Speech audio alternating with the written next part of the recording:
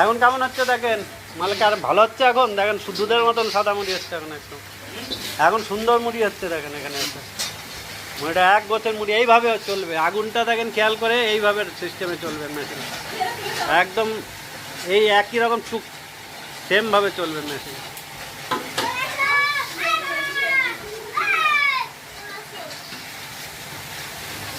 আর এইভাবেই চালটা তুলবেন, এইভাবেই চালের গোছটা তুলবেন, তাহলে এই মুড়ি ঠিক হয়ে যাবে, আর কিচ্ছু করতে হবে।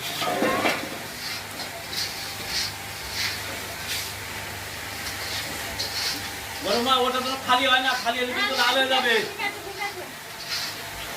মা থাকলে একাই, হ্যাঁ একাই করে দেবে, খালি এই সাইডটা একটু কন্ট্রোল করার লোক রাখবেন তাহলে হবে, এই সাইডটা একটু দেখাশোনার লোক, কাঠ দেওয়া আর হ্যাঁ এই কাঠ দেওয়া আর এই ডেলিভারিটা খেয়াল করা, আর কিছু না। দান করতে কিনা ওটা দুই একটা ছিটকে পড়বে, আর কিছু করার নেই।